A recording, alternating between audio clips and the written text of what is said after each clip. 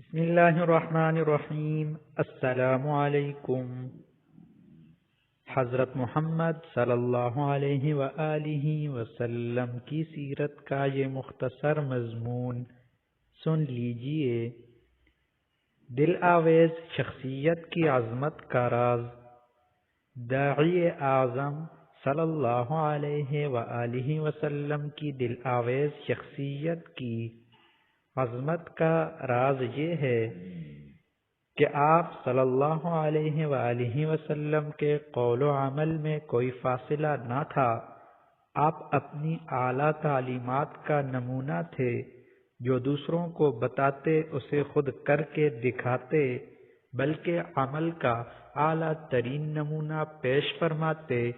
آپ صلی اللہ علیہ وآلہ وسلم کے فداکار، دل و جان سے آپ صلی اللہ علیہ وآلہ وسلم کے عمل کی نقل کرنے کے باوجود پیروی کا حق ادا نہ کر پاتے۔ قول و عمل کی یہ بے مثال مطابقت ہی تھی کہ آپ صلی اللہ علیہ وآلہ وسلم سے جو جتنا زیادہ قریب ہوتا اتنا ہی زیادہ گرویدہ ہو جاتا۔ آپ انسانوں ہی میں پیدا کیے گئے، انسانوں ہی کی طرح پیدا کیے گئے، اور انسانوں ہی میں آپ صلی اللہ علیہ وآلہ وسلم نے پوری زندگی کے شب و روز گزارے۔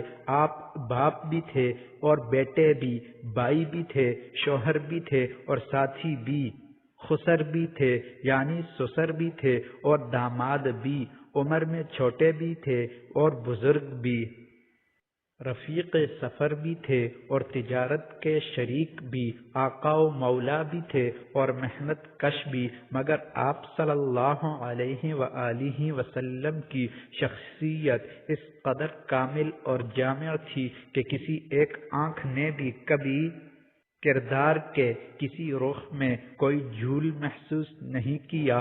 آپ صلی اللہ علیہ وآلہ وسلم انسانیت کے لیے اسوہ کامل تھے اور کردار کے ہر رخ میں اسوہ کامل تھے۔ تعلقات، معاملات اور خاندان و سماج میں مختلف حیثیتوں سے آپ کے تابناک کردار کا ہر رخ سامنے آیا، اور جس رخ پر بھی نگاہ پڑی دل نے یہی کہا، کرشمہ دامن دل می کشد کہ جا این جا است۔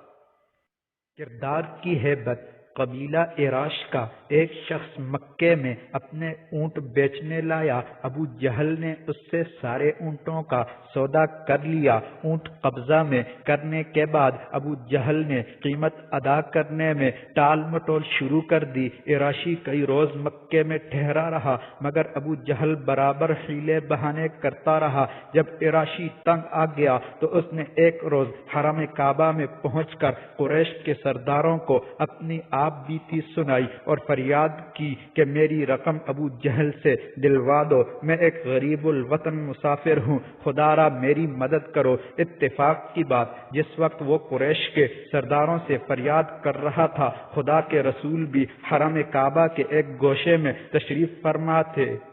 سرداران قریش کو مذاق سوجا اور بولے، بھائی اس معاملہ میں ہم کچھ نہیں کر سکتے۔ ہاں دیکھو، حرم کعبہ کے اس گوشے میں وہ جو ایک صاحب بیٹھے ہیں، بڑے با اثر ہیں، ان کے پاس جاؤ اور ان کے سامنے اپنا مقدمہ رکھو، وہ ضرور تمہاری رقم دلوا دیں گے۔ سرداران قریش نے ایک دوسرے کی طرف دیکھا اور مسکرا دیے کہ اب مزہ آئے گا۔ وہ ابو جہل کو محمد صلی اللہ علیہ وسلم سے الجھا کر لطف لینے کے خواہش مند تھے۔ مظلوم عراشی اپنی فریاد لے کر اللہ کے رسول کے پاس گیا، آپ کو سارا ماجرا سنایا اور درخواست کی کہ ابو جہل سے میری رقم دلوا دیجیے، یہ ظالم کئی روز سے ٹال مٹول کر رہا ہے اور میں یہاں بے یار و مددگار ہوں، کوئی نہیں جو میرا ساتھ دے سکے۔ خدا کے رسول صلی اللہ علیہ وآلہ وسلم اسی وقت اٹھ کھڑے ہوئے اور عراشی کے ساتھ سیدھے ابو جہل کے مکان پر پہنچے۔ باہر سے دروازہ کھٹکھٹایا۔ ابو جہل نے اندر سے پوچھا، کون؟ آپ صلی اللہ علیہ وآلہ وسلم نے فرمایا، محمد۔ ابو جہل حیران ہو کر باہر نکل آیا اور خدا کے رسول صلی اللہ علیہ وآلہ وسلم کو دیکھ کر اس کا رنگ فق ہو گیا۔ آپ نے رعبدار آواز میں کہا، تم نے اس عراشی سے اونٹ خریدے ہیں، فوراً اونٹوں کی رقم لا کر اس شخص کو دے دو۔ ابو جہل کچھ کہے بغیر سیدھا گھر میں گیا اور رقم لا کر خاموشی کے ساتھ عراشی کے ہاتھ پر رکھ دی۔ قریش کے سرداروں نے عراشی کو حضرت محمد صلی اللہ علیہ وسلم کی طرف متوجہ کر کے ایک آدمی پیچھے پیچھے بھیج دیا تھا کہ جو کچھ گزرے وہ اس کی خبر لا کر دے۔ قریش کے اس مخبر نے یہ ساری روداد سرداران قریش کو آ کر سنائی۔ اس نے بتایا کہ آج میں نے وہ عجیب معاملہ دیکھا جو اس سے پہلے کبھی نہیں دیکھا تھا۔ ابو جہل گھر سے باہر نکلا تو محمد صلی اللہ علیہ وآلہ وسلم کو دیکھ کر اس کا رنگ اڑ گیا، اور جب محمد صلی اللہ علیہ وآلہ وسلم نے اس سے کہا کہ اس عراشی کی رقم لا کر دے دو تو یہ معلوم ہوتا تھا کہ جیسے ابو جہل کے جسم میں جان ہی نہیں ہے۔ وہ بغیر کچھ کہے خاموش گھر کے اندر آ گیا اور رقم لا کر اس شخص کے ہاتھ پر رکھ دی۔ قریش کے سرداروں کو حیرت بھی ہوئی اور غصہ بھی آیا۔ انہوں نے ابو جہل کو بہت ملامت کی کہ بڑا بزدل نکلا۔ ابو جہل نے کہا، کم بختو، تمہیں کیا بتاؤں کہ مجھ پر کیا گزری۔ جس وقت اس نے دروازہ کھٹکھٹایا اور میں نے اس کی آواز سنی تو اس کی ہیبت اور رعب سے میری کچھ ایسی حالت ہو گئی جیسے کوئی بے جان پتلا ہو، اور بے اختیار لرزتے کانپتے میں نے وہ سب کچھ کیا جس کی تمہیں خبر لانے والے نے خبر دی۔ یہ بیان کافی لمبا ہو جائے گا، اس وجہ سے اس کا اگلا حصہ بعد میں اپلوڈ کیا جائے گا۔